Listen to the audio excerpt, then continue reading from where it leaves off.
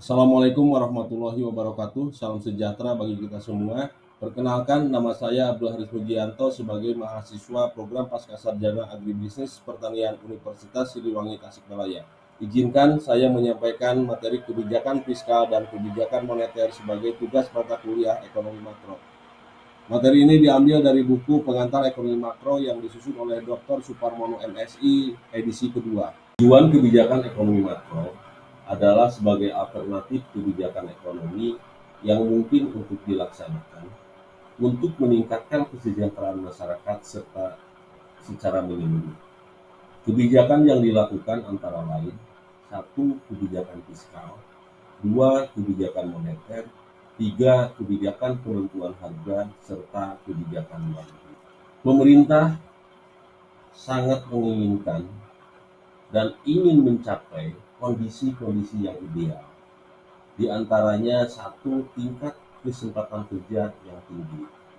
Yang kedua, kapasitas produksi nasional yang tinggi. Hal ini bisa dicapai dengan adanya beberapa kebijakan, di antaranya 1. Kebijakan ekspansi, 2. Kebijakan kontraksi. Kebijakan fiskal merupakan kebijakan pemerintah yang dilakukan dengan cara mempengaruhi sisi penerimaan maupun sisi pengeluaran pada APBN. Sumber pembiayaan defisit anggaran itu bisa diambil dari 1. Pajak, 2. Mencetak uang baru, ketiga pinjaman masyarakat dalam negeri, serta pinjaman masyarakat luar negeri. Ada 2 macam sifat kebijakan yang digunakan yang tadi sudah saya sampaikan, yaitu kebijakan inflasi. Ini bertujuan untuk memperbesar dan mendorong kegiatan ekonomi sehingga masalah-masalah yang dihadapi dalam perekonomian bisa teratasi. Yang kedua, kebijakan kontraktif. Kebijakan ini bertujuan untuk menurunkan dan memperlambat kegiatan ekonomi. Kegiatan kontraktif ini biasanya dilakukan pada saat perekonomian mengalami overheating atau overinflation. Selanjutnya pajak. Ini pajak dibagi menjadi 2. Yang pertama pajak tetap atau lump sum tax. Yang kedua pajak proporsional. Pajak tetap ini merupakan pajak yang jumlah dan besarnya tidak tergantung pada tingkat pendapatan. Berapapun pendapatan masyarakat, besar pajaknya sama. Yang kedua, pajak proporsional adalah pajak yang jumlah dan besarnya tergantung pada tingkat pendapatan. Selanjutnya, uang baru. Uang baru ini dikeluarkan oleh Bank Sentral. Pemerintah dapat juga membiayai defisit anggaran dengan meminjam dana dari Bank Sentral. Bank Sentral akan membiayai pinjaman tersebut dengan mencetak uang baru. Yang selanjutnya adalah pinjaman dalam negeri. Pemerintah dapat menghimpun dan meminjam dana masyarakat dalam negeri untuk membiayai defisit anggarannya. Mekanisme penghimpunan dana itu adalah melalui penerbitan surat hutang atau obligasi pemerintah yang dijual kepada masyarakat di pasar uang. Selanjutnya, pinjaman pada masyarakat luar negeri. Seperti halnya pinjaman pada masyarakat dalam negeri, pinjaman pada masyarakat luar negeri dilakukan dengan cara menjual surat berharga atau obligasi di pasar uang internasional. Pajak sebagai instrumen kebijakan fiskal. Tujuan pajak mencapai kondisi meningkatnya ekonomi suatu negara dengan maksud untuk membatasi konsumsi dan dengan hal tersebut bisa mentransfer sumber dari konsumsi untuk mendorong tabungan dan penanaman modal. Untuk mentransfer sumber dari tangan masyarakat ke tangan pemerintah sehingga memungkinkan adanya investasi pemerintah. Untuk memodifikasi pola investasi, untuk mengurangi ketimpangan ekonomi serta untuk memobilisasi surplus ekonomi. Ini berdasarkan Saligman tahun 1925 dalam Prodi Harjo 2003, edisi pertama. Fungsi pajak. Yang pertama, fungsi budgetary atau penerimaan. Salah satu sumber penerimaan pemerintah untuk membiayai pengeluaran baik rutin maupun tidak rutin untuk pembangunan. Yang kedua, fungsi regulatori atau mengatur. Pajak sebagai alat untuk mengatur atau melaksanakan kebijakan pemerintah dalam bidang sosial dan ekonomi, dan mencapai tujuan-tujuan di luar bidang keuangan. Selanjutnya, syarat-syarat pemungutan pajak. Satu, pemungutan pajak harus adil dengan syarat keadilan. Dua, pemungutan pajak harus berdasarkan undang-undang yang disebut dengan syarat yuridis.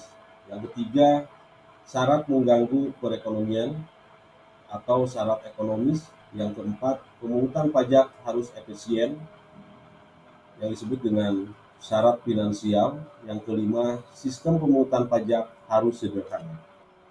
Pajak daerah dan retribusi daerah.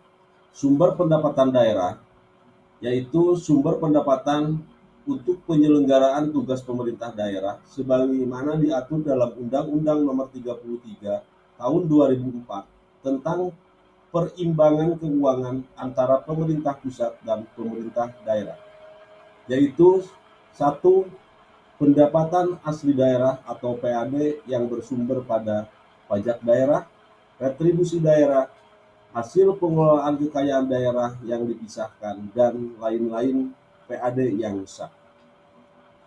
Selanjutnya, dana perimbangan terdiri atas satu, dana bagi hasil pajak atau bagi hasil bukan pajak. Dua, dana alokasi umum. Yang ketiga, dana alokasi khusus.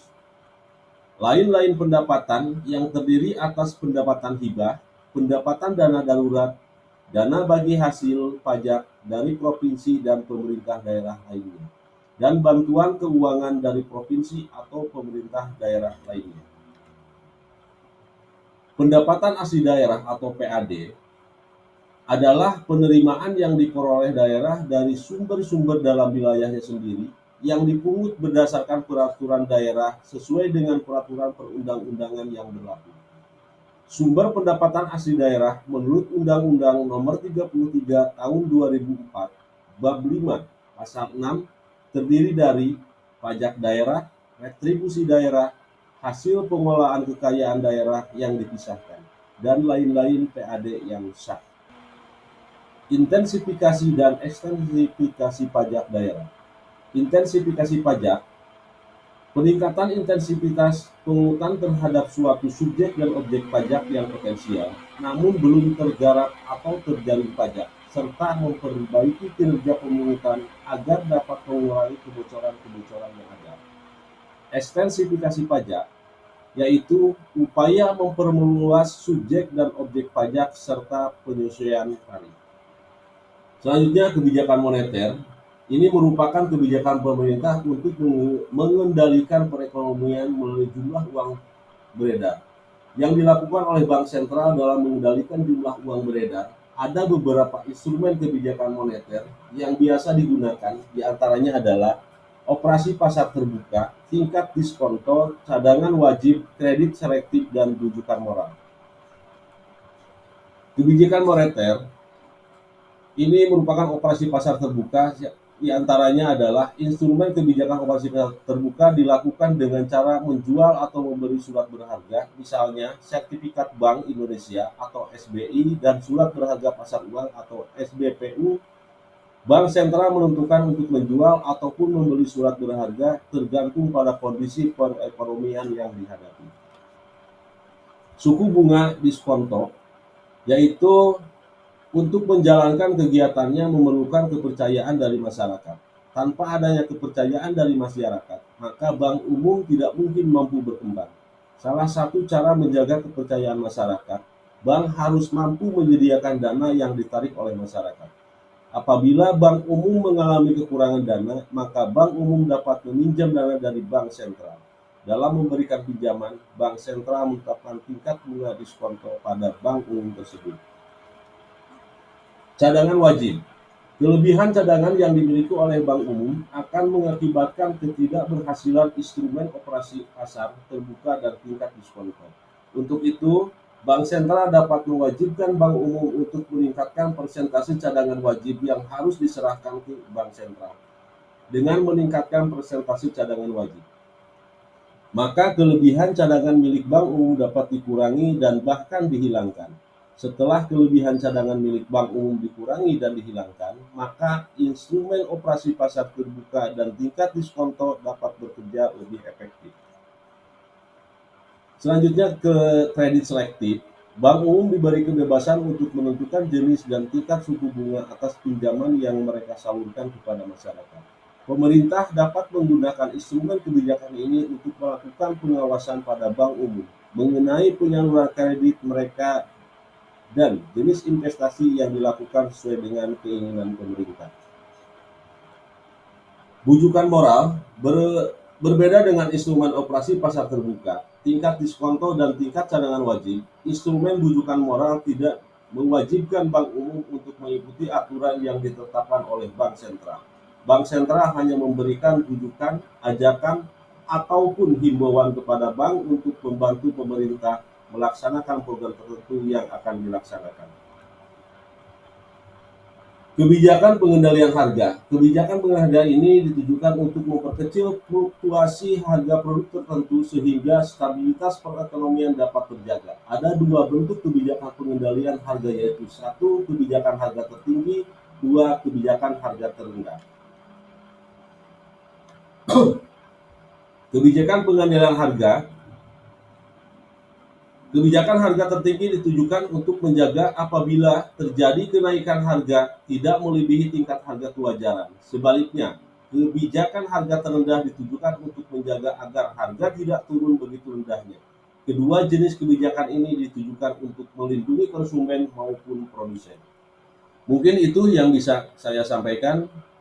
Kurang dan lebihnya kami mohon maaf. Wabillahi taufiq wal hidayah. Wassalamualaikum warahmatullahi wabarakatuh.